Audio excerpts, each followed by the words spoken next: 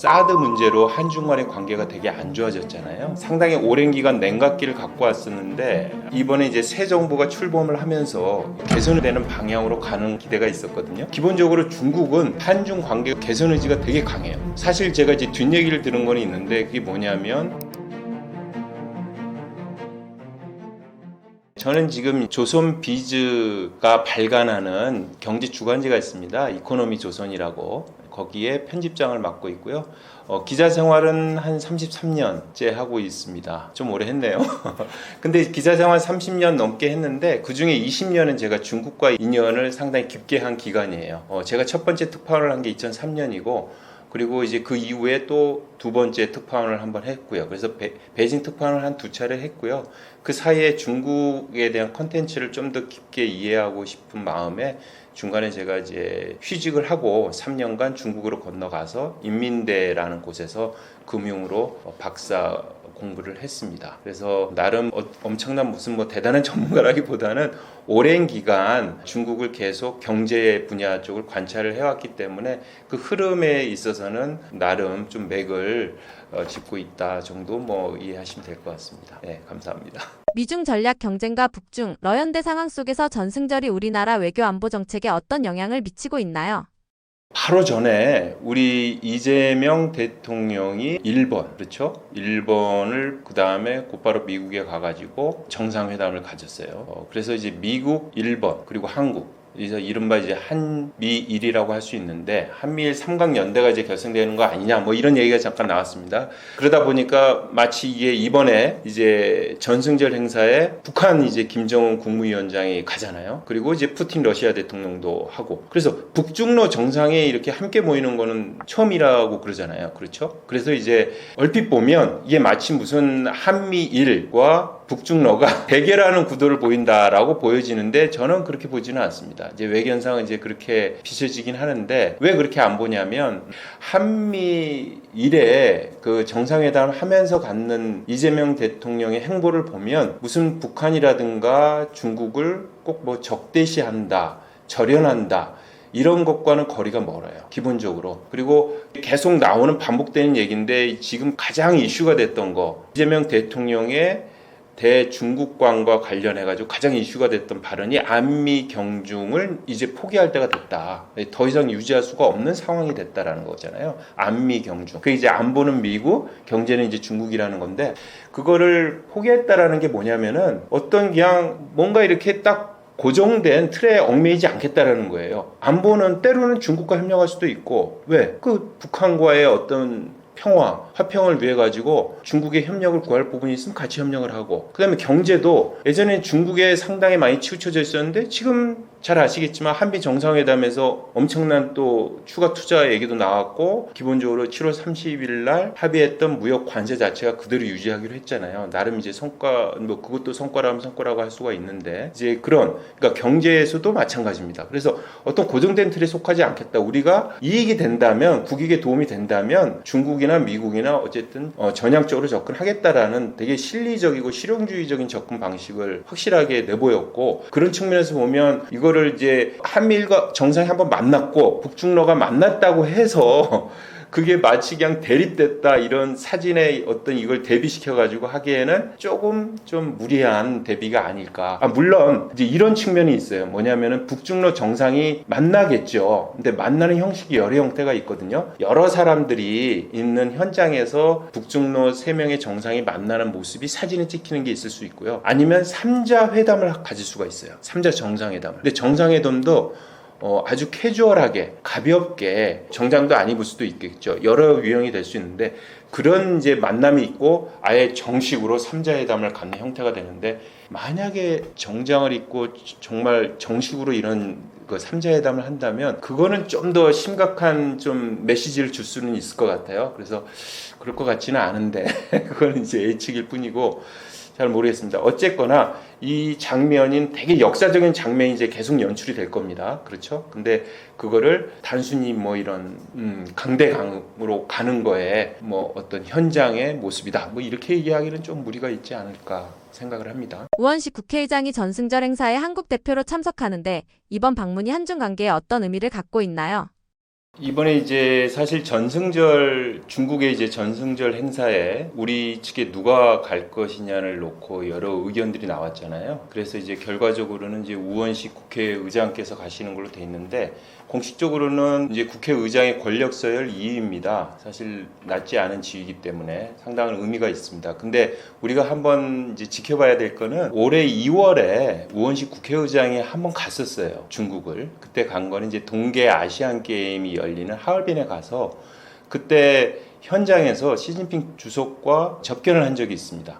그래서 이번에 이제 가가지고 또 만나게 된다면 1년에 2차례 중국 현지에서 시 주석과 만남을 갖게 되는 건데요. 그거 상당히 드문 일입니다. 상당히 드문 일이고 그 자체는 어떤 의미를 갖냐면요. 기본적으로 2016년에 사드 문제로 한중 간의 관계가 되게 안 좋아졌잖아요. 근데 이제 그런 상황이 상당히 오랜 기간 냉각기를 갖고 왔었는데 이번에 이제 새 정부가 출범을 하면서 6월 달에 이제 새 정부가 출범을 하면서 뭔가 개선되는 방향으로 가지 않을까 하는 기대가 있었거든요. 이제 그런 기대를 좀 이제 반영하는 방향으로 가는 거다. 그 정도 이제 이해를 하면 될 것 같습니다. 기본적으로 중국은 한중 관계가 그동안 오랜 기간 이렇게 냉각돼 온 거에 대해서 개선 의지가 되게 강해요. 예를 들어서 사실 제가 이제 뒷얘기를 들은 건 있는데 그게 뭐냐면 올해 2월 달에 우리 이제 우원식 국회의장이 중국을 방중을 할 때 시진핑 주석이 직접 접견한 건 되게 이례적이거든요. 이번에 이제 특사를 가는데도 만나지 않았잖아요. 대통령 특사가 가는데 만나지 않았는데 2월 달에 가서 그때 만났을 때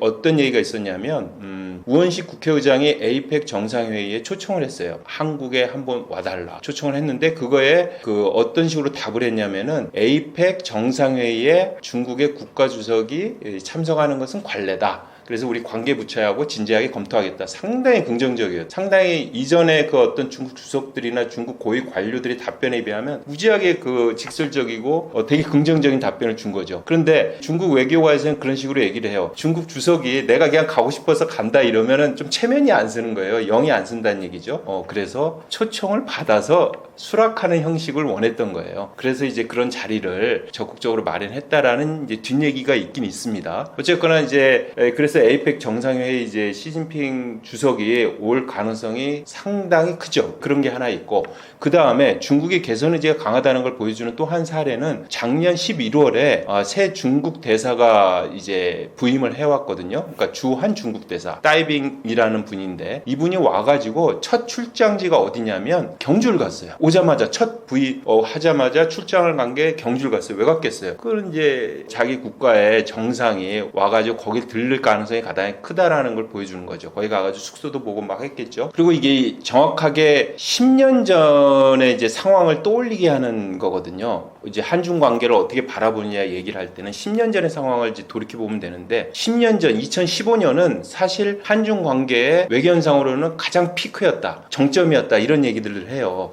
그때 이제 이미 이제 여러 매체를 통해 가지고 이제 보도가 되고는 있는데 10년 전 2015년 9월 3일 날 천안문 성루에 그 당시 박근혜 대통령과 시진핑 주석 그렇죠? 이제 아마 사진이 나가고 있을 텐데 거기 보면은 이제 푸틴 러시아 대통령도 있고요. 그 당시에 유엔 사무총장이었던 반기문 총장도 보이고 하는데 거기에 정말 대표적인 민주주의 국가로는 한국의 정상이 거기 가가지고 시진핑의 좀 길을 많이 살려줬던 그런 기억이 있습니다. 그래서 상당히 중국은 한국에 대해서 되게 고마워했었어요.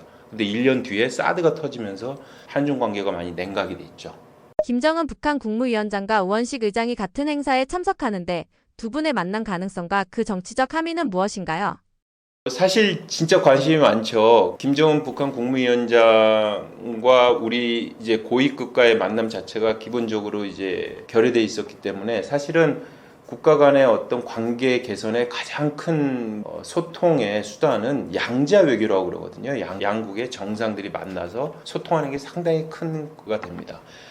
그래서 사실은 이번에 많이 만남이 이루어지면 나름 의미가 있는데 이거 관련해 가지고 이제 조현 외교부 장관이 그런 얘기를 했어요. 그 두 분이 만날 수도 있기 때문에 그래서 관련 자료를 우원식 의장에게 전달을 했다. 그렇죠? 뭐 만나면 무슨 얘기는 해야 될 거 아닙니까? 그래서 기초될 수 있는 준비 자료는 전달을 했다. 이제 가능성은 본 거죠. 그렇지만 그렇게 희망적이지 않는다라는 게 이제 조현 외교부 장관의 워딩이에요. 그러니까 그렇게 높지는 않다. 그렇지만 이번에 같이 가는 국회의원 중에 한 분이 이제 박지원 국회의원이잖아요. 근데 박지원 국회의원은 김대중 정부 때부터 우리 이제 남북 간의 관계 개선 현장에 늘 많은 모습을 보였던 분이기 때문에 그런 측면에서 뭔가 정치적이고 외교적인 북한이 그런 측면에서 제스처를 취할 가능성도 없지 않아 있지만 그렇게 높을 것 같지는 않다라는 게 일반적인 관측입니다. 이번 전승절 행사에서 중국 정부가 한국에 전달하고자 하는 핵심 메시지는 무엇인가요? 사실 전승절 행사가 특별히 한국을 겨냥을 해가지고 무슨 메시지를 낼 거라고 보지는 않습니다. 이거는 그냥 자기들이 벌이는 하나의 잔치예요. 이게 전승절이라는 건 정확하게 얘기하면 항일 전쟁 이제 승리를 기념하는 날이라는 뜻인데 그게 사실은 정확하게 얘기하면 일본의 항복을 받은 주체는 그 당시에 중화민국이에요. 중화민국은 지금의 이제 대만을 뜻합니다. 그 장제스 정권이 갖고 있던 그 1945년 그렇죠. 그래서 사실은 중국은 그 주체는 아니에요. 공식적으로는, 법적으로는, 역사적으로는. 그렇지만 지금 현재 대만보다 뭐라 그럴까요? 그 중국이 정치적 외교적으로 위상이 커졌잖아요. 그리고 중국인들이 받은 거라는 항복 문서를 받았다라는 의미로 확장해서 본다면 중국이 그 행사를 할 수는 있겠죠. 그래서 사실은 정승절이라는 거를 국경일로 지정한 게 언제냐면요. 2014년이에요. 얼마 안 됐어요. 사실은. 한 11년 된 거죠. 그렇죠? 그 전에는 전승절이라는 행사가 공식 국경일이 아니에요. 그리고 나서 2015년에 열병식을 한 겁니다. 그 이후에도 열병식은 하지 않았어요. 그러니까 이게 보통 10년 단위로 꺾어지는 그 해를 되게 중시하잖아요. 우리도. 그래서 70주년이 되는 정승절 70주년이 되는 2015년 바로 국경일로 지정한 바로 다음 이듬해 그때 이제 크게 열병식을 해가지고 되게 이제 중국이 강한 군대를 갖고 있다라는 거를 전 세계에 많이 알렸죠. 그 현장에 이제 우리 한국의 그 대통령이 그 당시 이제 박근혜 대통령이 갔었다는 얘기고 이번에도 이제 열병식을 또 하는 거죠. 10년 만에 또 하는 겁니다. 그 사이에는 하지 않았어요. 그래서 이제 이게 뭐냐면 중국 자체가 되게 강한 군대를 갖고 있고 스스로의 평화를 유지할 힘이 있다라는 걸 보여주는 뭐 그런 정도의 메시지지 이거를 갖고 전승절 자체가 우리나라를 향해서 어떤 메시지 이런 거는 특별히 그런 거를 설계를 하거나 그럴지는 않을 것 같습니다. 2015년 박근혜 대통령의 전승절 참석 이후 10년이 지난 시점에서 이번 우원식 의장 참석이 한미 동맹과 한중 관계에 미칠 영향은 어떻게 보시나요? 사실은 미국은 달갑지 않아 할 겁니다. 당연히.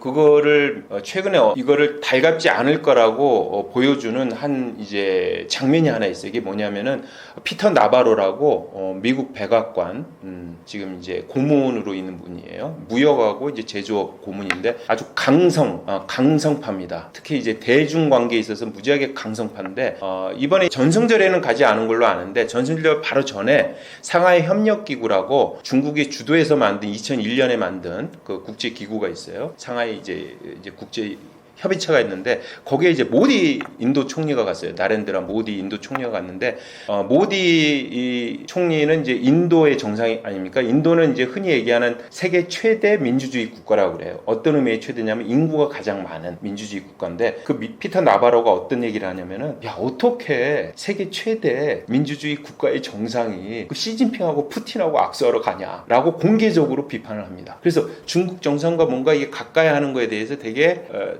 직접 트럼프 대통령이 얘기하지 않더라도 거의 트럼프의 어떤 입장을 대변한다. 그걸 그대로 반영한다라고 얘기되는 피터 나바로의 발언에서 충분히 한중 간의 이 관계의 방향에서 이게 자칫 미국의 어떤 강한 반발이라든가 좀 이것까지는 아닌데 적절히 이게 수위를 지키면서 가지 뭐 이런 식의 어떤 제재라는 표현은 좀 그렇고 그런 이제 정도는 있을 것 같긴 합니다. 그런 측면에서 보면은 한미 관계에 어떤 영향을 줄 거냐 리스크 요인이 될 수는 있어요. 근데 만나는 것 자체가 리스크라고 보긴 그렇고요. 그런 것까지 우리가 일일이 다 미국의 승인을 받는다는 건 말이 안 되는 것 같습니다.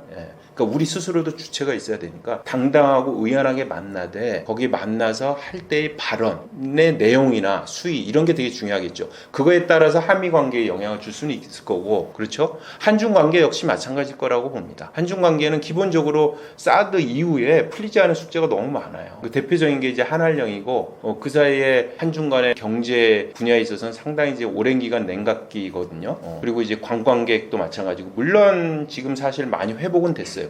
그렇지만 완전 회복되지는 않았고, 여러 측면에서 그게 있는데, 이번에 그 우원식 의장의 방중이 그런 거를 지금 개선되는 방향으로는 가고 있는데, 그런 방향을 조금이라도 속도를 좀 높일 수 있는 계기가 된다면 좋겠죠. 근데 그것도 역시 우리 이제 우원식 국회의장하고 중국의 시진핑 주석과의 또 한 번의 이제 만남이 있다면, 양자 만남이 있다면 거기서 어떤 발언이 오갈 것이냐, 그게 상당히 중요할 것 같긴 합니다. 우원식 의장의 이번 중국 방문과 전승절 행사 참여가 한국 경제와 기업에 주는 실질적인 시사점이나 리스크는 무엇인가요?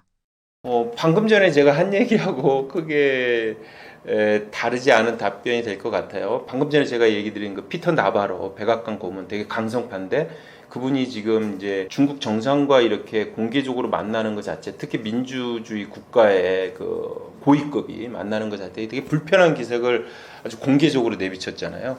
그래서 미국이 항상 이건 지켜보고 있다.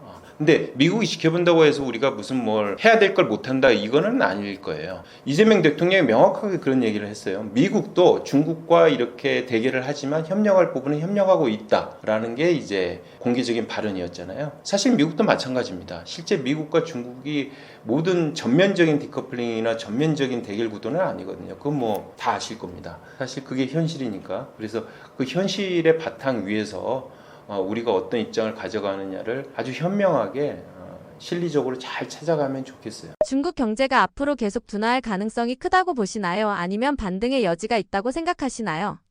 저는 당분간은 중국 그 경제 자체는 조금 이렇게 반등보다는 당분간은 좀 이렇게 둔화하는 모습을 많이 보일 것 같다. 왜냐하면은 지금 중국 경제가 안 좋은 가장 핵심적인 이유는 소비 부진이라고들 얘기를 하거든요. 우리가 이제 보통 GDP를 얘기를 할 때, 경제를 얘기할 때 좀 어렵긴 한데, 보통은 이제 소비, 그렇죠? 그다음에 이제 투자, 그 다음에 이제 순수출, 그 다음에 또 정부 지출 뭐 이렇게 있는데, 대표적으로 소비가 되게 약해요. 중국이 상대적으로 다른 나라에 비해서. 그래서 소비 부분이 있기 때문에 그 부분을 극복하지 않으면 이게 회복하기가 어렵고, 그래서 경제 성장률이 물론 5% 정도는 나온다고 하지만 상대적으로 보면은 최근에 주가가 지금 급등하고 있어가지고 중국 경제에 대한 관심도 되게 높은데, 중국 내에서도 그렇고 외부에서도 그렇고 지금 중국 경제와 중국 증시가 너무 괴리가 되고 있다, 이런 얘기가 나오는 이유 중에 하나가 뭐냐면, 중국 증시가 잘 되는 게 뭔가 제대로 된 중국 경제를 반영하는 것보다는 뭔가 좀 괴리가 되고 있다, 이러는 건데, 긍정적으로 보는 사람들은 이제 주가라는 게요, 미래에 대한 어떤 가치를 지금 현재의 가치로 반영하는 거기 때문에 미래에 대한 기대가 좋은 거 아니냐, 이렇게 이제 얘기를 하는 사람들이 있는데, 지금 현재로서 중국 소비가 일어나려면 부동산 이런 것들이 조금 다시 살아나야 되는데, 부동산 침체가 상당히 오랜 기간 계속 지속되고 있어요. 특히 개선 기미도 많이 보이지 않고 있고, 그래가지고 좀 한계는 있지 않을까 생각을 합니다. 그래서 제가 이제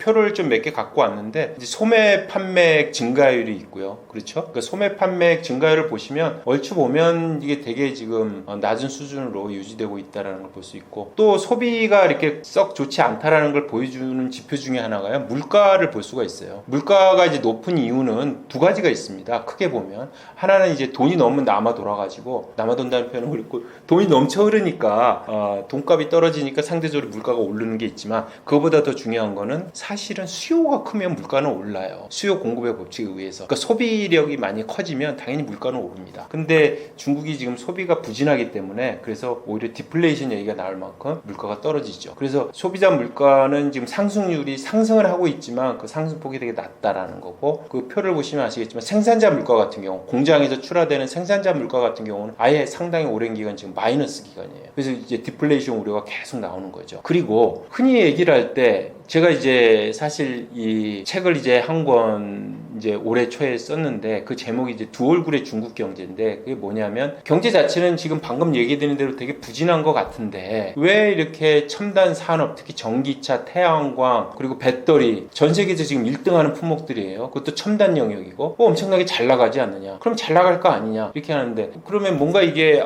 안 맞는 거 아니냐 이러거든요. 근데 저는 그게 약간의 착시 현상 같은 거라고 생각을 하는데 두 얼굴이 있습니다. 존재하고요. 만약에 이게 제대로 되려면 지금 방금 얘기 드린 전기차, 태양광, 배터리 이 3대 산업이라고 중국 내에서 부르거든요. 신 3대 산업이라고 부르는데 이 산업이 정말 중국 경제를 끌어올릴 만큼의 수준의 엄청난 큰 포션을 차지하고 있느냐, 비중을 차지하고 있느냐의 문제인데 그렇지는 않다고 봐요. 아직은. 중국 언론에 2023년 기준으로 어떤 뉴스가 나오냐면은 2023년에 처음으로 이 신 3대 산업의 수출 규모가 합쳐서 1조 위안을 돌파했다라는 표현이 나와요. 1조 위안. 1조 위안이면은 지금 한 190원이긴 한데 1위안이 한 200원 치고 하면은 한 200조 원이잖아요. 적지는 않아요. 1년에 200조 원 수출을 했다. 적지는 않은데 이 규모를 봤더니 제가 한번 봤더니 작년에 2024년에 한국의 수출 1위 품목 반도체죠. 반도체 수출액이 한 그 정도 돼요. 한 204조 되더라고요.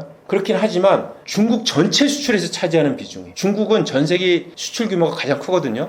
거기에 차지하는 비중이 얼마일까요? 5%입니다. 5%가 안 돼요. 5%가 안 되는 걸 갖고 마치 이게 전 세계에서 1등을 하고 있다고 중국 경제가 마치 막 살아날 것처럼 얘기하는 거는 좀 과잉이죠. 5%라는 숫자는 얘기를 잘 안 해요. 중국 경제가 뜬다라고 얘기하고 싶은 분들은 지금 얘기한 1조 위안 돌파했다. 그 다음에 자동차 수출이 세계 1위가 됐다. 전기차, 배터리가 세계 1위 품목이 됐다. 태양광은 완전히 장악을 했다. 이런 수치만 얘기하지 그 자체가 중국 경제에서 차지하는 비중에 대해서는 좀 눈을 감고 있죠. 그래서 그 여러 수치를 입체적으로 들여다보면 현실적인 한계가 있다. 아직은 중국 경제가 이렇게 빠른 속도로 반등하기에는 기대가 아직은 조금 이르다. 저는 그렇게 봅니다. 중국의 산업 고도화가 한국 경제에는 경쟁 위험이 될 것이라고 보시나요? 아니면 협력 기회가 될 수 있다고 보시나요?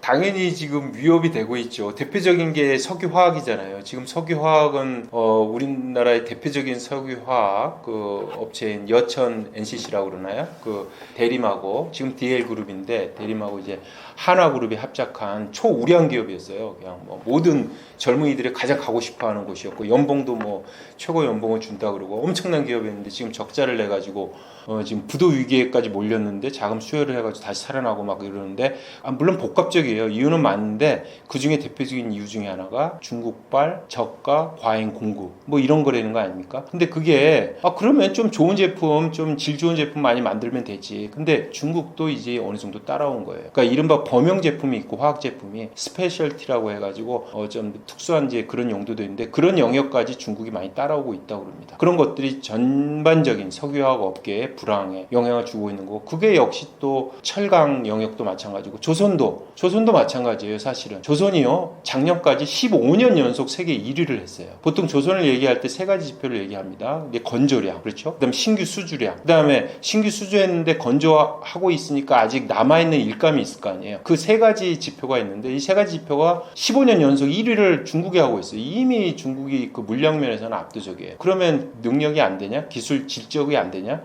그 철강은 최고의 제품이 이제 냉형 강판이라고 그래가지고 주로 자동차 강판을 써요. 자동차. 물론 이제 최고급 자동차에는 아직 중국산 그 냉형 강판을 쓰기가 부담스럽다는 얘기가 일부 있지만은 이미 냉형 강판을 만들고 있습니다. 자동차용. 그리고 조선도 마찬가지예요. 조선의 최고의 그 기술이 뭐냐면은 크루즈라고 그래요. 크루즈선이 아시잖아요. 크루즈가 그게 한 2천만 개인가? 엄청나게 많은 부품이 들어갑니다. 이 자동차하고 차원이 달라요. 예, 엄청난 부품이 들어가서 정말 종합 예술이에요. 엄청난 기술력이 요구되는데 이미 중국 최대 선박업체가 만들어서 운행을 하고 있어요. 만들어가지고 공급을 해가지고 운항을 하고 있어요. 그러니까 중국의 기술이 엄청나게 따라온 거예요. 그 다음에 그 공급 능력이라는 거는 전 세계 수요를 다 채우고도 남을 만큼의 공급을 하고 있으니까 당연히 우리 입장에서는 위협이 되죠. 자, 그러면 어떻게 해야 되느냐? 그냥 비난만 해야 되느냐? 중국 과잉 공급 억제하라고 어떤 이런 외교적 어떤 통상 협력을 통해 가지고 하는 것밖에 방법이 없느냐? 그럼에도 불구하고 한국에 앞서 있는 영역들이 있을 거 아니에요? 기술 부분에 있어서 기술 수준이라든가 특정 영역에서 우리와 협력할 부분이 틀림없이 있거든요. 물론 그 영역이 예전보다는 줄었어요. 인정을 해야 됩니다. 사실 중국이 한국에 대해서도 되게 낮추고 우리와 협력을 하려고 그렇게 원해왔거든요. 그 모습을 보였어요. 상당히 2000년대 초반까지만 해도 우리가 그 수준이 됐다면 우리도 우리를 낮추고 협력을 원할 거는 협력을 원해야 돼요. 원하고 협업을 해서 제3국에 공동 진출을 하거나 이런 식으로 하면 그거를 기회로도 조금 전환시킬 수 있지 않을까, 그렇게 한번 생각을 해봅니다. 인구 감소 속에서 추진 중인 인재 보너스 전략이 실제로 성장 동력이 될 수 있다고 보시나요?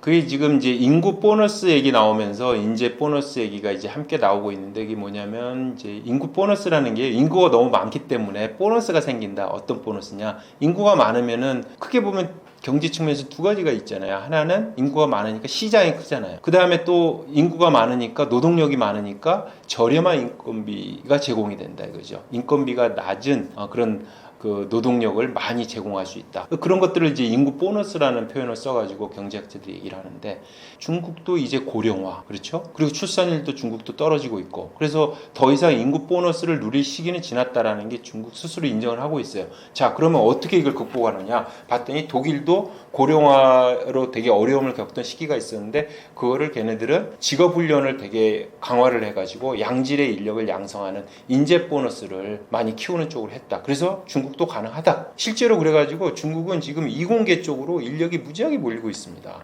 그래서 뭐 이공계 쪽에 인력이 몰리는 여러 가지 이유 중에 하나는 이공계를 가면 돈을 많이 벌 수 있다라는 이제 인식이 확고히 자리를 잡고 있어요. 그런 사례들이 많이 나오니까. 그러니까 뭐 뛰어나다는 인재들은 다 이공계 가고, 특히 이제 중국은 특이하게 이공계에 대해서는 이공계 분야의 어떤 천재급에 해당하는 훌륭한 인재들에 대해서는 우리는 위화감을 조성한다고 그런 걸 잘 안 할 텐데, 적극적으로 아예 그냥 선별해가지고 집중적으로 육성하는 그런 이제 시스템도 갖고 있고 해가지고 인재 보너스 충분히 가능합니다. 그래서 인재 보너스 때문에라도 그렇고 워낙 이공계 인재가 많다 보니까 전 세계에서 정규직 연구 인력이 가장 많은 나라가 중국이고요. 그 다음에 중국이 지금 1년에 대졸자를 한 1200만 명 양산을 해요. 그러니까 1년에 대학 졸업하는 친구들이 지금 1200만 명, 올해 이제 1222만 명이라고 그러는데, 그렇죠? 그 중에 이공계 전공자가 45%라고 그럽니다. 그 얼마나 많은 사람이 오고 있어요? 한 미국의 2배 된다고 그래요. 숫자로는. 근데 그 비중으로도 되게 커요. 한국하고 미국이 한 20-30% 되는데 중국은 이제 45%고. 그러다 보니까 어떤 이제 한 통계가 있는데, 제가 그래프를 하나 갖고 왔는데 보시면 아시겠지만 중국이 전 세계 상위 20%에 해당하는 AI 연구자의 출신국을 봤더니 한 47%를 차지하더라. 압도하고 있죠. 그렇죠? 엄청납니다. 게다가 트럼프의 그 반이민 정책 때문에 미국에 유학을 하고 있던 많은 중국인 인재들이 다시 이제 중국으로 돌아오고 있고, 그것들이 좀 가속화되고 있고, 심지어 미국에 있던 외국인, 중국인도 아니고 외국인, 뭐 노벨상 뭐 수상을 했던, 뭐 물리학상을 수상했던, 뭐 이런 식의 어떤 되게 훌륭하고 유명한 그런 분들도 중국 쪽으로 온다는 거 아닙니까? 과감하게 이제 투자를 하고 있는 거죠. 그런 것들이 다 인재 보너스하고 연결이 되는 거죠. 중국의 금융 리스크가 커지면서 민스키 모멘트 같은 위기에 빠질 가능성이 높다고 생각하시나요? 민스키 모멘트는 상당히 이제 강한 위기를 보통 얘기를 할 때 묘사가 되는데, 중국에서 그런 엄청난 우리 한국이 겪었던 97년에 겪었던 IMF 그 위기 같은 그런 혼란스러운 위기는 올 걸로 보지는 않습니다. 그렇게 보지 않는 관측이 많은데, 그 이유 중에 하나가 중국은 통제가 되게 강해요. 그래서 금융에 대한 통제도 되게 강합니다. 기본적으로 중국의 은행들은 그냥 대부분 다 국유은행으로 보시면 돼요. 일부 뭐 민영은행이 있다고 하지만 사실상 중국의 철저한 당국의 지배를 받고 있기 때문에 그 통제가 가능하다. 금융이 어떻게 통제가 가능할까 참 생각하기가 어려운데, 특히 은행 대출 이런 쪽에서는 확실한 이제 관치가 가능하기 때문에 그런 한계가 있다. 근데 보통 우리가 민스키 모멘트를 얘기를 할 때 하는 그 흐름을 놓고 보면 중국이 딱 부합은 하거든요. 그게 뭐냐면, 새로운 기술이 등장을 하잖아요. 그럼 새로운 발명이나 기술이 등장하면 사람들이 흥분을 해요. 이런 것들이 세상을 바꿀 것 같다. 그럼 거기에 대해서 이제 돈이 막 몰려갑니다. 그래서 금융 부분이 팽창이 돼요. 근데 금융은 기본적으로 갖는 속성이 과도하게 팽창을 하게 되면 불안정성을 갖고 있는 속성이 있어요. 그래서 작은 충격에도 크게 이게 혼란을 야기할 수 있습니다. 사실은. 그래서 예전에 이제 중국 금융학자를 인터뷰를 했었는데 그런 얘기를 하더라고요. 그래서 중국 정부는 금융에 대해서 되게 신중하게 접근을 한다. 미국식의 어떤 금융 산업을 키운다라는 생각으로 간다면 되게 위험할 수 있다라는 얘기를 해요. 실제로 미국이 그 글로벌 금융위기를 일으켰던 게 2008년이잖아요. 서브프라임 모기지라고 해서 했는데 그때 명언이 있었어요. 그게 뭐냐면 전 세계의 금융을 월가가 지배를 하던 시절이에요. 그렇죠? 그러다 보니까 충격이 컸는데 이제 그 대가로 엄청난 금융 위기를 가져온 거죠. 그렇죠? 네, 그 리스크가 있었던 거예요. 그 명과 암이 동시에 공존을 합니다. 그 중국은 지금 기본적으로 금융 산업을 월가 수준의 IB를 엄청 키운다든가 그런 엄청난 시장 경제 기반의 어떤 금융 산업을 엄청 키운다.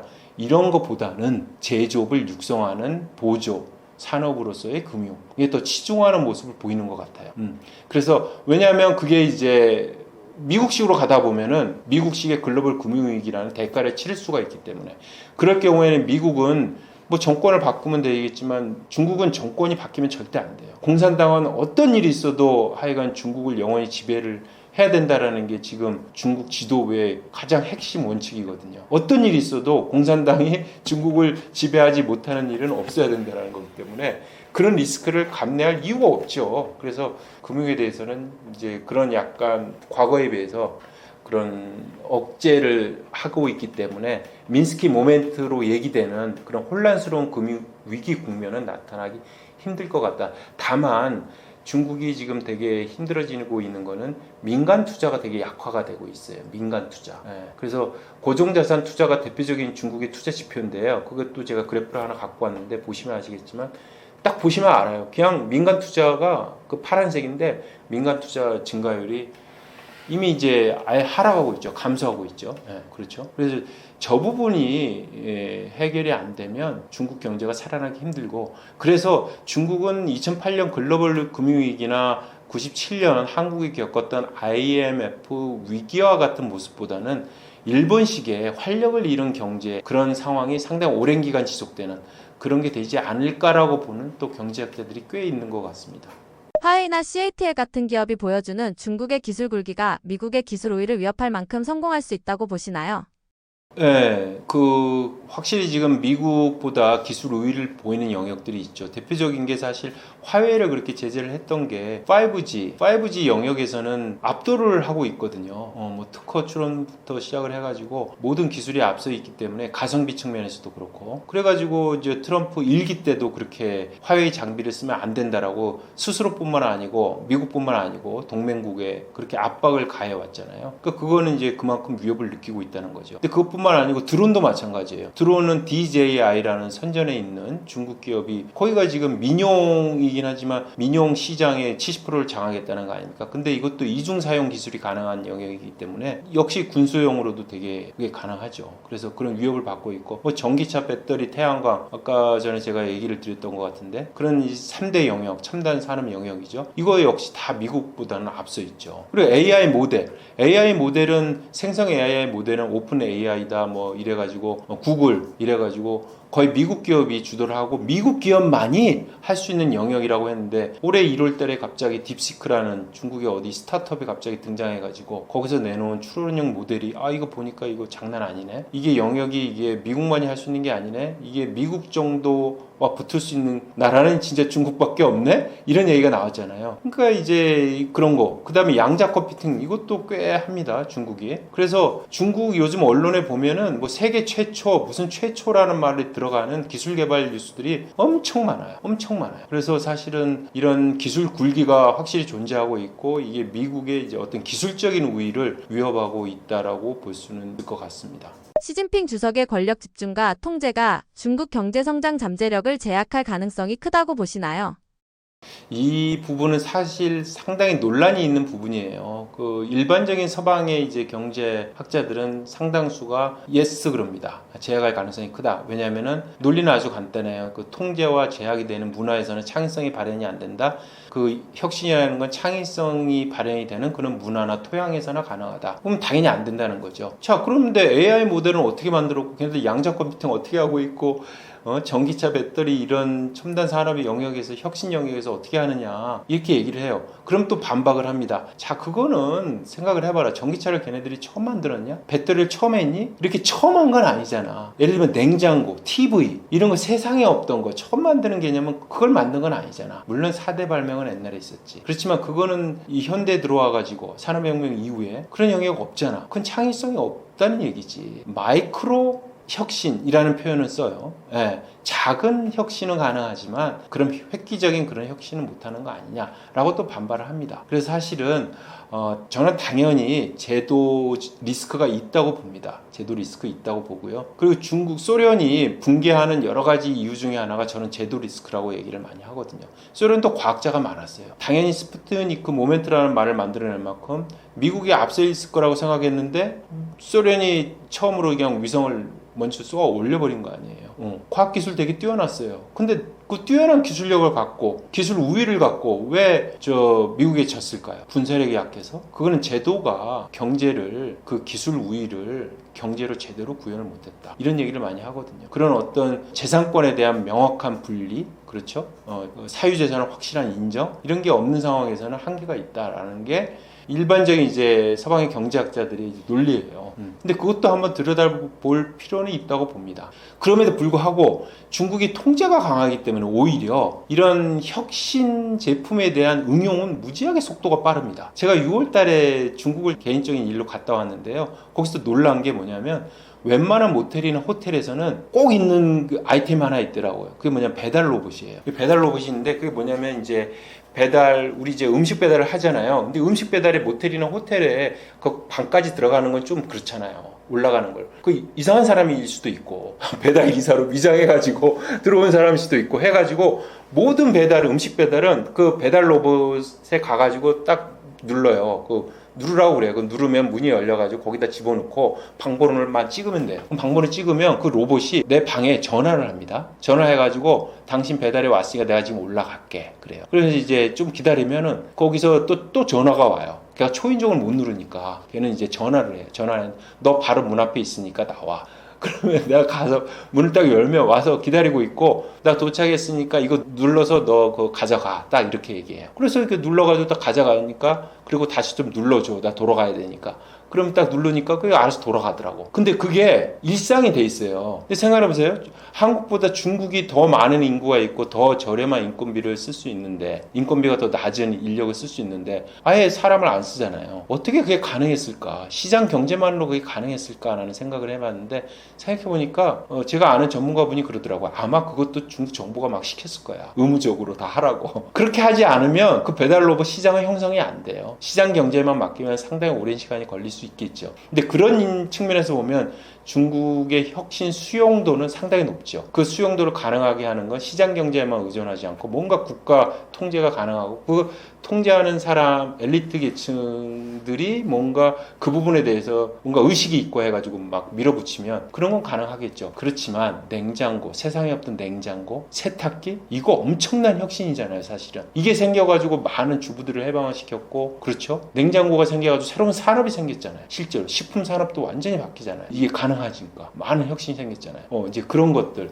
그런 혁신까지는 가능할까? 그건 좀 다른 얘기다. 그래서 혁신을 통해 가지고 뭔가 성장하는 모습은 있겠지만 이게 지속 가능하려면 제도 리스크가 최소화돼야 된다. 그 제도 리스크는 통제와 이런 어떤 그런 거다라는 거예요. 그래서 사실 근데 이게 한계가 있는 게, 시진핑 국가 주석이 기본적으로 왜 그러면 통제와 강한 이 그립감을 갖고 이렇게 억제를 하는 그런 걸 하느냐라고 하는데, 이제 여러 가지 이유가 있겠죠. 여러 가지가 있는데, 심리학자들이 분석이 되게 흥미로운 게 있어요. 심리학적으로 보면 이 시진핑 주석의 개인 과거가 지금의 강한 통제에 대한 중요성을, 그 필요성을 갈구하게 했다라는 거예요. 그게 뭐냐면, 영화 삼체를 보셨는지 모르겠어요. 영화 삼체의 첫 장면이 뭡니까? 기억나십니까? 넷플릭스의 영화 삼체의 첫 장면이 뭐냐면, 문화 대혁명 때 거기 그 이공계 아마 물리학과 교수인가 어떤 분이 이렇게 끌려 나와가지고 고초를 당하는 장면이 나와요. 그리고 그 제자한테 그래서 맞아 죽습니다. 그 현장에 그 모습을 본 그 딸이 이제 그 주인공이죠. 그 딸이 그 엄청난 그 잔혹한 장면을 이제 목도를 해요. 심지어 그 고초를 받는 그 교수의 부인마저 등을 돌리는 모습을 합니다. 그러니까 인권이라는 게 정말 사라지는 아주 그 잔혹한 모습인데 거의 비슷한 모습의 경험을 시진핑 본인이 했다고 해요. 예전에 이제 영국 이코노미스트의 그 에피소드가 잠깐 나왔어요. 그게 뭐냐면 시진핑 아버지 시중신 이제 부총리까지 했던 분인데 이분이 이제 마오쩌둥 시기에 반동 분자로 몰려가지고 이제 하방을 당합니다. 하방을 당하니까 당연히 그 하방당한 고위 이 관료의 자제도 당연히 반동 문자가 돼요. 그래서 심지어 뭐 공산당 입당을 하는데도 수차례 퇴짜를 맞았다는 거 아닙니까? 시진핑이 그런 전력 때문에. 근데 어떤 일이 있었냐면 어느 날 그 문화대혁명 시기에 어떤 일이 있었냐면은 문화대혁명 때는 반동 문자들은 이렇게 이제 사람들 주위에 다 둘러싸여 있고 거기에 이렇게 가운데에 딱 이제 올려 세워가지고 그 꽃갈 모자를 써요. 우리는 이제 뭐 생일 잔치할 때나 쓰는 꽃갈 모자인데 그게 아니고 철로 된 꽃갈 모자를 씌웁니다. 거기에 막 적혀 있어요. 뭐 시진핑 나쁜 놈, 뭐 다도하라, 뭐 이런 얘기 막 썼을 거 아닙니까?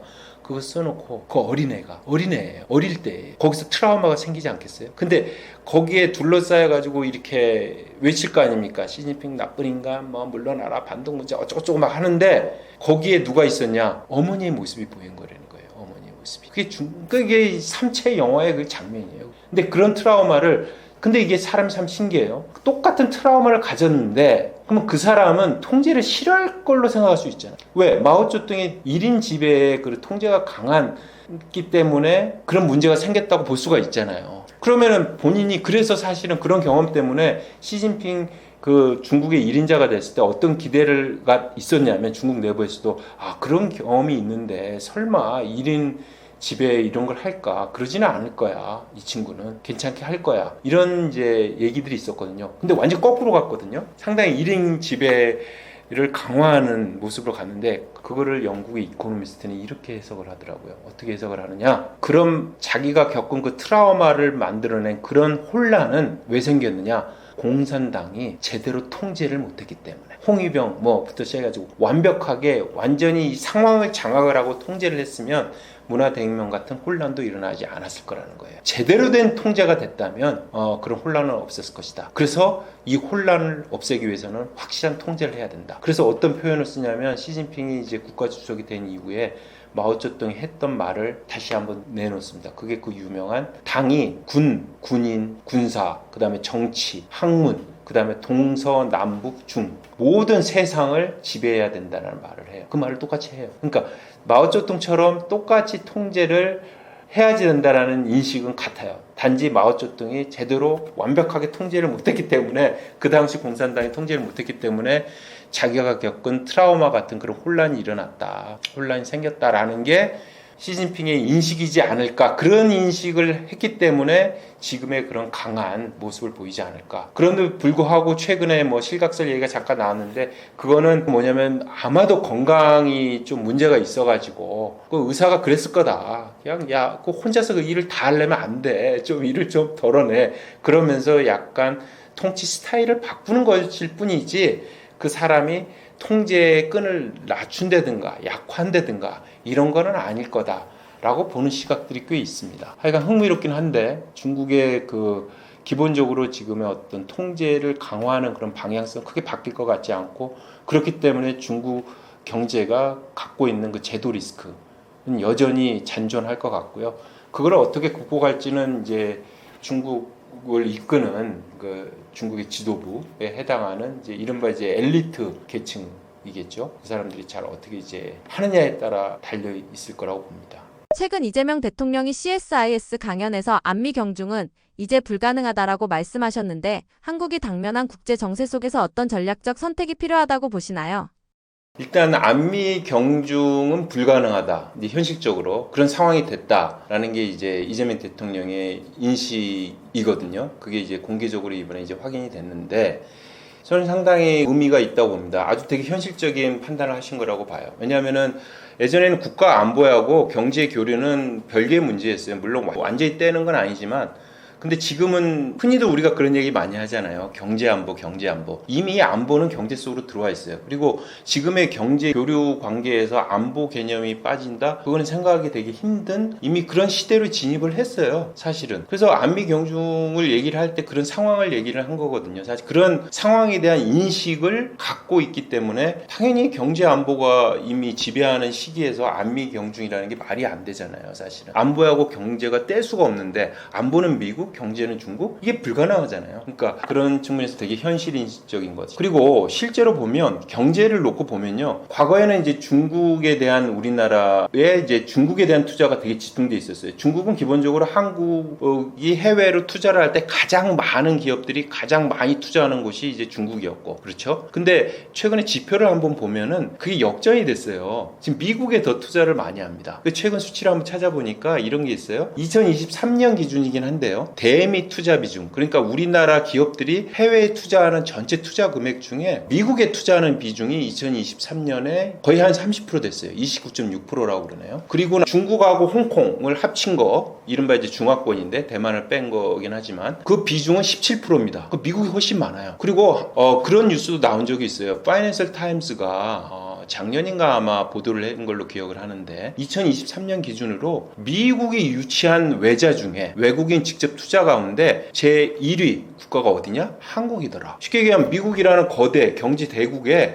가장 많은 돈을, 제 얘기는 이제 직접 투자입니다. 주식 투자하는 포트폴리오 투자 말고 직접 투자인데 직접 투자를 가장 많이 하는 나라가 한국이다. 그러니까 이른바 경제에 관련해서도 엄청나게 지금 한미 간의 관계가 되게 결속이 되고 있는 거예요. 이미 그래서 안미 경중이라는 건 더 이상 쓸 수도 없고 이미 그거는 지나갔어요. 현실적으로도. 자, 그러면 중국은 어떠냐? 중국은 우리나라 사실은 사드 이후에 여러분들 잘 아시겠지만 그 롯데가 이제 철수를 했잖아요. 그렇죠? 롯데마트는 완전 철수를 했고 롯데백화점도 순차적으로 지금 매각 단계예요. 제가 알기로 뭐 청두에 백화점 하나 있는 게 지금 거의 매각이 안 돼가지고 되게 좀 난항을 겪고 있다고 들었거든요. 근데 하여간 이제 매각을 해야 되는 이제 철수 단계고 많은 기업들이 빠져나왔어요. 그렇지만 철수가 답이냐? 그런 건 아니에요. 사실은 중국에 또 새로운 시장이 열리는 부분이 있거든요. 중국이 세계 최대 전기차 시장입니다. 예를 들어서 전 세계에 10대의 전기차가 팔리면 그중에 5대는 중국에서 팔리는 거예요. 무지하게 큰 시장이죠. 그렇죠. 그걸 포기할 수는 없잖아요. 물론 시장뿐만 아니고 중국은 기본적으로 규제가 되게 적은 그 분야가 되게 많아요. 신기술 영역에서.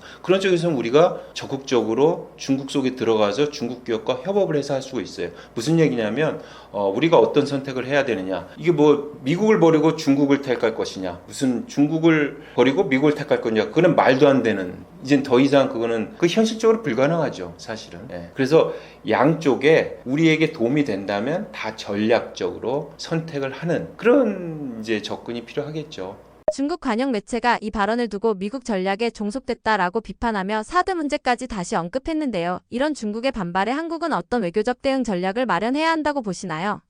의연하게 대응을 하면 될 것 같아요. 그거 갖고 뭐 그걸 문제 삼아 가지고 뭐 얘기를 할 필요는 없다고 보고요. 사실 중국 스스로도 자기 함정에 빠진 부분이 있어요. 자 보십시오. 안미 경중이라는 표현은 이거에 대해서 뭐 중국이 지금 이제 관영 언론이 그걸 비판했다고 얘기를 하는데 과거에는요 중국이 그걸 갖고 우리를 비판한 적이 있어요. 그 무슨 얘기냐면 야 안보는 뭐 니들은 다 미국하고 붙어 있으면서 특히 사드 때 경제는 우리하고 교류하면서 다 돈을 우리한테 다 벌고 이러면서 되게 얌체 같은 거 아니냐 막 이런 식의 논조로 한국을 비난한 적이 있어요. 그리고 그래놓고 와가지고 지금은 또 안미 경중이 미국의 어떤 그 논리에 종속된 거다라고 얘기하는데 사실 우리는요 한국은 미국의 논리도 아니고 중국의 논리에도 종속될 필요가 없어요. 당당하고 의연하게 가야 됩니다. 그런 측면에서 중국의 어떤 이런 액션이나 제스처에 대해서 일희일비하거나 일일이 대응할 필요는 없다고 봅니다. 사실은. 그리고 사드 자체 그 기간에 제가 현지에 이제 특파원을 하던 시기와 그렇게 겹쳤거든요. 그 제 동료 특파원 한 예를 들면은 제 동료 특파원은 그 사드 기간에 택시를 탔어요. 택시를 탔는데 서울에서 전화가 왔어요. 전화를 와서 이렇게 당연히 이제 한국말로 하지 않습니까?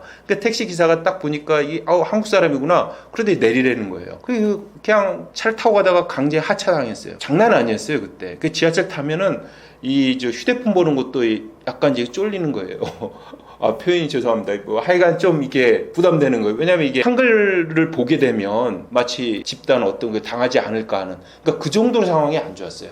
그런 부분에 대해서 중국 외교 쪽에 있는 라인에 있는 사람들도, 중국 쪽이죠, 사람들도 이건 좀 과도했고 우리의 접근이, 그 당시에 중국의 접근이 좀 무리했다라는 식의 반성도 일부 있습니다. 물론 공개적으로 그거를 스스로 반성하지는 않아요. 왜냐하면 그 중국 지도부가 선택한 건데 그거에 대해서 어떻게 얘기하기에는 리스크가 따르기 때문에 그렇긴 하지만, 기본적으로 중국 스스로도 중국은 늘 그런 얘기를 해요. 뭐 제3국에 영향받으면 안 된다라고 얘기하면서 자기들의 입장을 막 얘기하는데, 그렇게 얘기하는 중국도 우리 입장에서는 외부고 삼자예요. 그렇기 때문에 우리 스스로 당당하고 의연하게 나가면 될 것 같습니다. 제가 이제 아까 전에도 얘기를 드렸잖아요. 이제 경제는 우리가 이제 중국에 마치 거의 올인하듯이 해 있었는데 지금 이제 그렇지 않다. 이제 그런 걸 보여주는 여러 지표가 있는데, 아까 전에 얘기 드린 건 이제 투자를 얘기 드렸는데, 우리가 이제 수출에 의존하는 나라잖아요. 우리나라가 대외 경제 의존도, 그렇죠? GDP에서 이제 뭐라 그럴까, 그 수출입이 차지하는 비중이 한국이 90%가 넘습니다. 무지하게 대외 의존도가 상당히 높은 경제 구조인데, 여기서 수출을 어느 나라 국가에 많이 하느냐가 되게 중요하거든요. 2003년을 기점으로 중국이 한국의 최대 수출 대상국이 됩니다. 2003년이 언제냐면은 2001년 중국이 세계 무역 기구에 가입하면서 중국이 전 세계에 이제 공장으로 뜨고 세계 시장이 되기 시작을 합니다. 전 세계 국제 무역 체제에 편입을 하면서 그 흐름을 잘 탔어요, 우리나라가. 그래서 중국이 한국의 최대 수출 대상국이 되는데, 그게 드디어 이제 최근 들어와서 월 기준으로는 역전이 되기 시작해요. 다시 미국으로. 원래는 미국이 늘 한국의 최대 수출 대상국이었어요. 근데 이제 그거를 제가 이제 표로 한번 정리를 해봤는데, 제가 보시면은, 그렇죠? 중국이 2000년 그리고 2018년, 2024년을 보면은 2018년이 제가 보니까 한국의 수출에서 중국이 차지하는 비중이 피크를 쳤던 때예요. 가장 정점에 달했을 때예요. 그때는 거의 30% 가까이 되네요. 그렇죠. 28%가 넘으니까. 그러니까 한국 수출의 28%는 다 중국으로 간 거예요. 그 당시에 미국은 거의 절반도 안 됐어요. 12%. 그렇죠. 근데 지금은 어떻습니까? 지금 비슷해요. 월간 기준으로는 미국이 잠깐 앞선 적도 있어요. 사실 그리고 앞으로도 미국이 앞설 가능성이 좀 큽니다. 왜 그러냐면 미국에 우리가 투자를 많이 하잖아요. 그 투자를 많이 하면 그 투자 때문에 따라붙는 그 수출이 되게 많아요. 대표적으로 이제 공장을 짓는 경우가 많기 때문에 공장에 들어가는 시설 원부자재를 우리가 수출하는 경우가 되게 많거든요. 그래서 투자와 수출은 함께 따라가는 경우가 되게 많아요. 우리가 중국이 그렇게 많이 수출을 한 것도 우리가 중국에 그렇게 많이 공장을 짓고 투자를 했기 때문에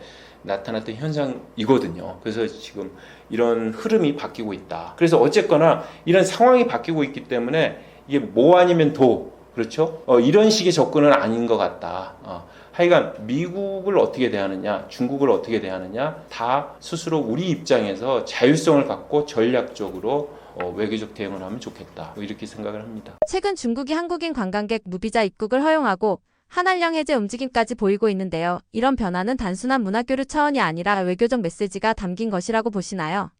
이제 무비자 입국에 대해서 이제 팩트를 얘기를 드리면, 이건 이제 작년이에요. 그렇죠? 2024년에 11월 8일부터 올해 말까지 한시적으로 한국인에 대해서 무비자 입국을 허용을 하겠다라고 했는데, 그게 이제 정확하게 보셔야 되는 게 우리나라만 해준 게 아니에요. 여러 나라 해준 거에 우리나라를 끼워 넣은 겁니다. 그래서 그렇다고 지금 의미가 없느냐? 저는 이제 두 가지 의미가 있다고 봐요. 하나, 지금 이제 질문을 하신 거가 외교적인 어떤 의미가 있느냐? 의미 있다고 봅니다. 당연히. 물론 여러 나라를 한 것 중에 우리나라를 끼워 넣은 건 맞는데, 어떤 의미가 있냐면 실제로 공개석상에서 주한 중국 대사관에 고위 관계자가 나와서 이 부분을 언급을 했어요. 이 부분을 언급을 하면서 이거는 단순한 무슨 뭐 관광이라든가 이런 거의 의미를 넘어선 상당히 큰 의미를 담고 있다, 이런 표현을 썼어요, 외교관이. 그러니까 외교적 제스처죠. 우리가 너희들과 뭔가 개선할 의지가 있다. 이게 뭐냐면 1992년 한중 수교한 게 지금 33년 됐는데 작년 기준으로 32년? 그렇죠? 네, 32년 만에 처음 있는 일이에요. 그것도 일방적으로 했어요. 보통 이런 거는 쌍방이 합의해서 하는 거잖아요. 누가 좀 손해날 것 같은 조치이기 때문에. 네. 근데 이걸 했다라는 건 되게 외교적으로 우리가 너희들과 뭔가 좀 해보고 싶다.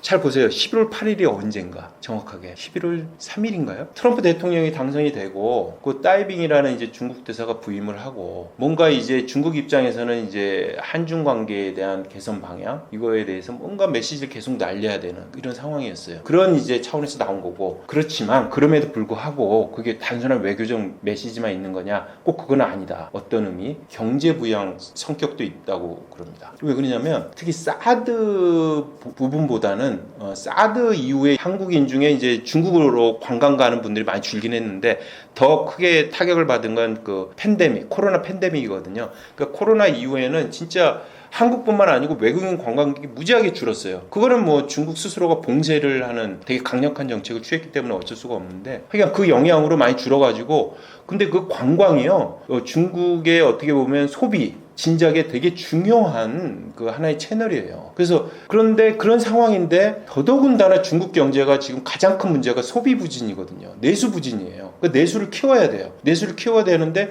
그럼 부진한 관광을 살려야 돼요. 관광을 살려야 되는데 이게 한국인이 어느 정도 수준이었냐면 지금은 아닌데 사실은 한 10년 전, 20년 전만 해도요. 중국으로 여행을 오는 가장 많은 외국인 관광객 어디? 한국인이었어요. 제일 큰 손이었어요 사실은. 그래서 한국인들한테 무비자 입국을 허용을 한 거는 제가 보기엔 일타 쌍피 개념일 수도 있어요. 외교적으로도 우리가 너희들과 뭔가 잘 해보고 싶다라는 메시지를 날릴 수도 있고 동시에 자국의 어떤 경제 그 부진을 좀 극복하는 수단으로서 활용하는 측면도 있고 실제로 보면은 제가 한번 숫자를 찾아봤거든요. 2024년 방중한 외국인 관광객이요 2,694만 명이라고 합니다. 뭐 사실을 뭐 적다고 할 수는 없어요. 그렇죠? 2,600만 명. 그렇지만 이게 그리고 전년 대비 96% 증가, 무지하게 증가한 것 같죠? 근데 2019년, 그러니까 그 코로나 직전하고 비교하면 아직도 완전 회복을 못했어요. 84.5% 수준이라고 그래요. 그러니까 중국 입장에서는 어쨌든 관광 산업 자체가 코로나 이전 수준을 완전 회복을 못했다. 그렇게 볼 수가 있습니다. 그리고 이제 한알령 얘기를 하셨잖아요. 근데 한알령 해제 움직임 정도지 실제로 한알령은 아직 해제되지 않았거든요. 그리고 해제될 가능성이 크지 않다라는 게 일반적인 관측이에요. 이제 기대는 그렇게 많이 하는데 이번에 특사단이 갔잖아요. 특사단 우리 이제 이재명 대통령 특사단이 방중을 해가지고 나중에 이제 일을 다 끝마친 다음에 기자회견을 했는데 거기서 그런 얘기를 했어요. 한알령 해제는 뭔가 큰 산이 있는 것 같다. 그러니까 산이 있다. 넘어야 될 과제가 크다. 그리고 제가 이제 개인적으로 여러 요로를 통해서 접한 이제 통상 당국, 우리나라 통상 당국의 이런 분들의 얘기를 들어보면 중국이 한국의 문화 산업에 대해서 자국이 이렇게 시장을 개방하는 거에 대해서 되게 부정적이라고 그럽니다. 그거는 무슨 한중 관계가 냉각돼서 그런 게 아니고요. 기본적으로 중국이 문화 서비스 시장 자체의 개방에 대해서 되게 부정적인 시각을 갖고 있다고 그래요. 오히려 후퇴하는 모습을 보이고 있다고 그럽니다. 그걸 어떻게 하느냐? 한중 FTA가 올해 12월로 발효 10년이 돼요. 한중 FTA 자유무역 협정이잖아요. 모든 걸 자유롭게 무역한다는 건데 기본적으로 자유무역 협정 첫 번째 발효했을 때 지금 10년간은 상품 무역이에요. 그러니까 실체가 있는 상품 무역에 대해서 그렇게 했는데 그래서 지금 2단계 협상 중인 게 뭐냐면 서비스 협상 중입니다. 그 서비스 협상이라는 게 뭐냐? 그 안에 당연히 문화시장이 들어가 있죠. 그래서 그 논의를 하고 있는데 중국이 그 부분에 대해서 되게 부정적으로 본다는 거예요. 이거는 무슨 뭐 한중 관계가 좋아지니까 막 푼다 이런 개념보다는 기본적으로 중국이 문화시장 자체를 중국은 그거를 시장으로 보지를 않아요. 그냥 문화산업이라는 시각보다는 문화사업으로 본다는 그 시각들이 있어요. 그게 뭐냐면 산업이나 시장에 외국 기업이 너무 지배를 하게 되면 그 이데올로기 이념 측면에서 중국의 어떤 그런 것들이 오염될 수도 있고 사실 말이 안 되죠. 그렇죠? 말이 안 되는 것 같은데 그런 어떤 거에 대한 상당히 어떤 두려움 뭔가 그리고 그런 거에 대한 부정적인 그런 인식들이 있는 것 같아요. 그래서 문화 시장은 그렇게 예전처럼 중국 시장이 활짝 열리거나 하지는 않을 거다. 근데 더 중요한 건요. 어떻게 보면 우리가 중국 중국 시장만 바라볼 이유도 없어요. 그렇잖아요. 미국이나 오히려 중국 시장이 사드 이후에 막히면서 미국이라든가 유럽 쪽으로 눈을 돌린 측면도 있고, 그래서 오히려 더 넓은 나라에서 더 큰 시장에서 큰 성과를 올리고 있거든요. 중국도 얘기하고 우리도 얘기하는 것 중에 하나가 뭐냐면 중국 큰 나라입니다. 근데 세계는 더 큽니다, 사실은. 그래서 더 큰 시장에서 더 크게 뭔가 이렇게 비즈니스를 얻는 게 더 중요하지, 그 중국 시장 하나가 뭐 열리느냐 안 열리느냐가 마치 우리 한류 산업 자체의 어떤 운명을 좌우하느냐라고 보고 거기에 의지하는 것은 아니라고 봅니다. 기본적으로 중국은 문화 자체를, 그러니까 시장의 시각이 아니고요, 어떤 이데올로기, 국가 체제 운영의 어떤 그 기반으로 이해를 하는 거예요. 그 기반이 되는 게 만약에 서방의 이데올로기, 서방의 이념에 기반을 두게 되면 자기들의 국가 체제 운영에 도움이 되지 않는다고 보는 거죠.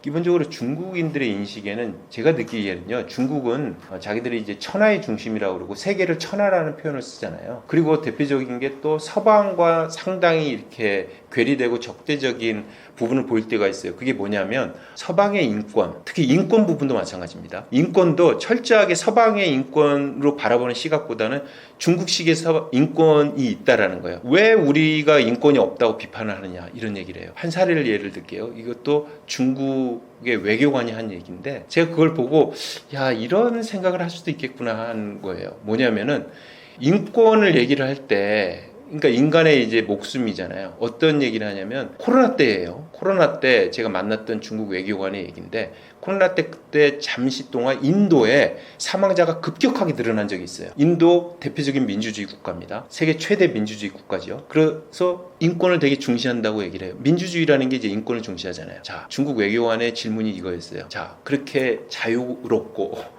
해가지고 다 전염이 팍팍 퍼져가지고 수많은 많은 사람이 죽어가는 게 인권을 중시하는 거냐, 엄격하게 통제를 해가지고 그 사람의 생명이 이렇게 목숨을 잃는 걸 최소화하는 게, 그게 더 인권 중심적인 거냐, 뭐라고 보느냐, 나한테 이렇게 물어보더라고요. 뭐라고 보십니까? 그렇죠. 물론 이제 이건 결과예요. 그러니까 그거는 이제 결과로 놓고 보면은 중국의 논리가 맞을 수는 있는데, 물론 근데 우리는 그 과정도 되게 중시를 하잖아요. 사실은 결과보다 이건 이제 논쟁의 여지가 있습니다. 사실 전 그래서 과정도 중요하다, 뭐 논쟁을 벌일까 하다가 그렇게까지는 하지 않았는데, 그거는 무슨 얘기냐면 중국이 어떤 가치를 바라볼 때 시각이 되게 다르다. 그리고 중국이라는 나라는, 중국 자체가 워낙 큰 나라이기도 하지만 그 자체가 자기들만의 어떤 특색을 얘기를 많이 해요.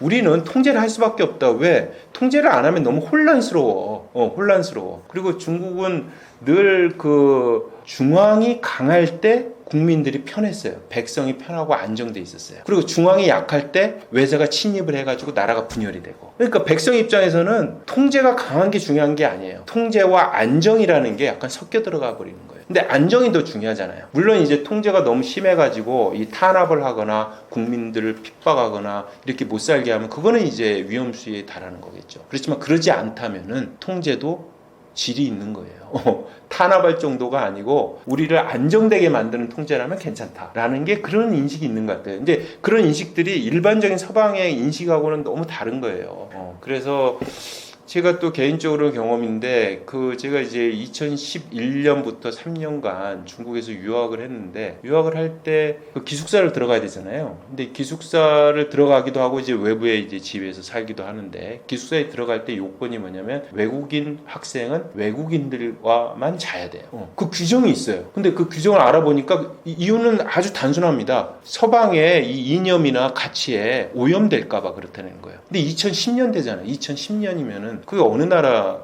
얘기예요? 이미 중국이요, 전 세계에 지금 1년에, 지금은 이제 코로나 때문에 사람 숫자가 많이 줄긴 했는데, 한때 1년에 1억 명 이상이 해외에 나갔어요. 관광을 위해서. 물론 뭐 출장도 있겠지만 1억 명 이상이.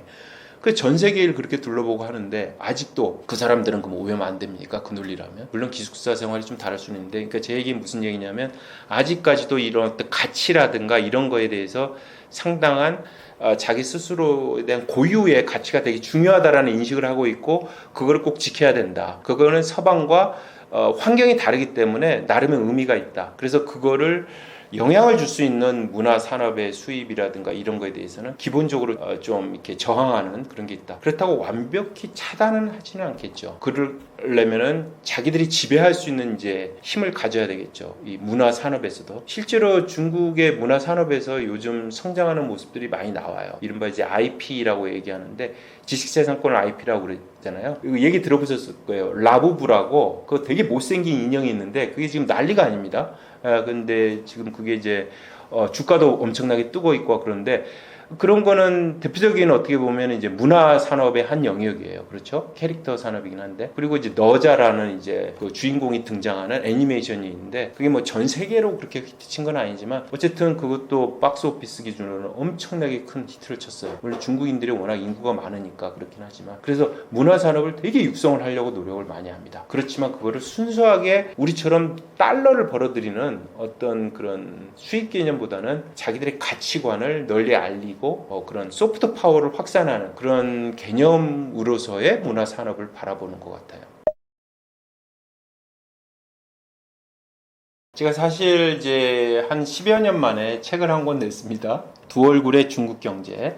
라는 이름인데요. 그게 이제 흔히 얘기할 때 많은 이제 언론 보도에서 어쩔 때는 중국이 되게 잘 나간다. 흔히 뭐 AI 뭐 잘 나간다. 막 기술 혁신 막 뛰어나다. 우리를 추월했다. 반도체도 곧 따라잡힐 것 같다. 이런 얘기하면서 어떤 경우는 왜 중국 경제 곧 무너질 것 같다. 곧 뭐 미국 GDP 뛰어넘는다고 하더니 다시 뭐 미국보다 훨씬 더 뒤처지는 거 아니냐 이런 얘기 나오고 도대체 어느 게 중국의 진짜 모습이야? 명확하게 얘기해줘. 이런 얘기들을 많이 듣다 보니까 제가 한번 정리를 해보고 싶어가지고 정리를 하는 과정이 또 공부하는 과정이니까 그래서 한번 하긴 했는데요. 전혀 괴리되거나 모순되는 게 아닙니다. 사실은 모순되는 게 아니고 중국 경제 되게 어려운 거 맞고요. 중국 기술 산업 혁신이 일어나고 있는 것도 맞고요. 근데 그게 고리가 연결이 된다라는 거 그거 경제학자들의 사실 과제기도 해요. 그게 뭐냐면은 기술 혁신과 산업의 어떤 발전이 반드시 경제 성장으로 이어질까? 그걸 가로막는 어떤 장애 요인은 없을까? 그게 이제 보통 제도의 문제로 보거든요. 사유재산권 제도로 인정되는 나라냐? 그렇지 않은 나라냐? 뭐 여러 가지 학자들이 그런 연구들을 많이 하거든요. 이제 그런 측면에서 함께 봐줄 수 있을 것 같고요. 중국을 바라볼 때 제가 늘 이제 같은 지인들이나 누군가 얘기를 할 때 저도 공감을 하고 누군가와 같이 공유를 하는 얘기가 뭐냐면 중국은 참 스펙트럼이 넓은 나라다. 워낙 큰 나라긴 하지만 제가 하나 이제 얼마 전에 중국을 갔다 왔는데 하나 얘기를 들려드리고 싶은데 상하이를 갔었는데요. 상하이에 난징 동루라고 그 우리로 얘기하면 명동 거리가 있어요. 보행가인데요. 거기에 이제 화웨이의 전 세계에서 가장 큰 매장이 있어요. 바로 그 건너편에 유명 백화점이 하나 있습니다. 그 화웨이 매장에는요 자동차도 전시돼 있어요. 사람들이 잘 몰라서 그렇지 화웨이 기술이 들어가 있는 전기차가 중국에서 지금 무지하게 잘 팔립니다. 고급차 시장에서는 1위를 하는 그 브랜드도 있어요. 1위 화웨이가. 그러니까 화웨이는 직접 차를 만들지 않지만 그러니까 엄청난 혁신을 보여주고 있는 현장인데 그 건너편에 그 꽤 고급 백화점이에요. 거기 지하에 제가 뭐 선물용 차를 사려고 잠깐 내려갔었어요. 거기서 뭘 발견을 했냐면 한국 글자가 적혀 있는 과자를 봤어요. 근데 아무리 봐도 우리 브랜드가 아니에요. 아마 짝퉁이거나 아니면 사실 이제 컨텐츠 K푸드 해가지고 인기가 많잖아요. 그래가지고 아마 이제 한국에 그런 어떤 이미지를 입힌 그 뭐 정상적인 제대로 된 제과업체가 만들 수도 있죠. 사실은 순수 짝퉁이라기보다는 그게 무슨 얘기냐면 그런 게 동시에 존재를 해요. 그냥 그걸 인정을 해야 됩니다. 이게 예를 들어서 화웨이의 그 매장을 한번 갔다고 해서 막 그냥 난리 났다 그게 아니고 그 짝퉁이라든가 베끼는 그런 현장도 여전히 존재합니다. 그 바로 그 건너편에도 스펙트럼이 되게 넓은 나라다. 그리고 이런 얘기를 합니다. 이거 되게 인상적인 제가 글이었는데 이게 뭐냐면 중국이 올해 초에 처음으로 세계 최초로 인허가를 내준 영역이 있어요. 그게 뭐냐면 드론 택시입니다. 드론 택시가 뭐냐면 비행 택시예요. 비행 택시. 그렇죠? 근데 사람이 안 타요. 그러니까 운전수가 없어요. 파일럿이 없어요. 그거 되게 위험하잖아요. 그걸 어떻게 감히 합니까? 근데 지금 중국 지방정부가 거의 경쟁적으로 저공경제라는 이름으로 해가지고 그런 걸 막 키우고 하거든요. 드디어 이제 처음으로 이제 한 곳에서 그걸 이제 가능하게 된 거예요. 이제 유료로 그러니까 할 수 있게 된 거예요. 유료로 서비스를 할 수 있게 된 건데 그런 한켠에 어떤 문제가 있냐면 그게 이제 대중교통이잖아요. 대중교통의 정말 첨단화의 끝판왕이라고 할 수 있는 거거든요. 비행 택시가 이제 운행이 된다라는 건 뭐 당장은 안 되겠지만 이제 되게 이제 빨라지고 있는 건데 중국의 지방에 어떤 문제가 있냐면요. 지금 경제가 안 좋으니까 지방 공무원들이 월급을 제대로 못 받는 사례가 있어요. 이거는 중국 쪽이 직접 얘기를 합니다. 어떤 현상이 발생하냐면 중국 지방에 예산이 부족하니까 대중교통 버스에 문제가 생기는 거예요. 그래서 우리로 얘기하면 마을버스 같은 게 멈춰야 되는 상황이 된 거예요. 자 보십시오. 마을버스가 없어가지고 멈춰야 되는 곳이 있는 곳이 있지만 또 다른 한켠에는 전 세계에서 가장 먼저 비행 택시가 대중을 실어나르는 곳이 있는 곳이 중국이라는 겁니다. 우리가 예전에 인도를 얘기할 때도 그런 얘기를 했어요. 광 케이블을 까는데 첨단 광 케이블을 곡괭이로 파가지고 까는 나라가 인도다 이런 얘기를 하거든요. 되게 괴리가 돼 있어요. 그렇지만 그건 현실이고 그걸 그대로 있는 그대로 보는 노력이 좀 필요할 것 같다. 그래서 중국은 이러니까 안 되라는 것보다는 중국도 계속 바뀌어요. 과거의 중국이 아니거든요. 우리가 올해로 이제 수교 한 33년 됐죠. 92년이니까 수교 33년이 됐는데 92년의 중국과 지금의 중국은 완전히 다른 중국이죠. 그리고 지금의 젊은이들은 이미 상당히 발전한 중국에서 태어난 중국인들이고 한국 젊은이들도 마찬가지일 거예요. 사실은. 심지어 사드 이후에 태어났던 한국인들은 앞으로 어떻게 될까도 좀 고민이긴 한데 이런 현중 정서가 너무 많은 곳에서 사실 계속 바뀝니다. 그래서 우리가 갖고 있는 중국에 대한 인식, 고정관념 이런 것들은 계속 벗어버리고 새로운 거를 바라다보는 그런 차원에서 접근하는 게 되게 중요하다. 그래서 이제 우스갯소리로 우리가 그런 얘기를 해요. 우리끼리 얘기는. 지금 제일 중국을 잘하는 사람은 어딜 가면 있냐? 인천공항 가라. 방금 내린 중국에서 비행기 타고 내린 그 사람이 가장 중국을 잘 아는 사람이다 라는 이제 우스갯소리로 얘기를 하는데 그만큼 이제 시시각각 자꾸 변하니까 변한 모습 그대로 물론 그 사이에 일관되게 흐르는 어떤 흐름은 있겠죠. 그것도 같이 봐주면서 하면 좋겠습니다. 마지막으로 뭐 여기 나왔으니까 혹시 우리 구독자님들 좀 혹시 보시면 도움이 될 만한 책을 하나 추천을 해드리면 제가 지금 이제 몸담고 있는 곳이 이코노미 조선인데요. 그게 이제 그 경제 주간지긴 한데 그 핵심이 커버 스토리입니다. 커버 스토리는 매주 하나의 핵심이 되는 정말 도움이 될 수 있는 기업 하시는 분이나 투자를 하는 분들 도움이 될 만한 트렌드를 하나 잡아서 우리가 이제 그 정리를 하는 내용인데요. 그 주제별로 늘 우리는 이제 형식을 어떻게 가져가냐면 국내외 그 해당 분야 전문가의 인터뷰를 통해 가지고 자세하게 그거를 안내를 하고 있습니다. 그래서 사실은 이걸 좀 보시면 딱 커피 한 잔 값인데 그거 보시면 도움이 많이 될 겁니다. 감사합니다.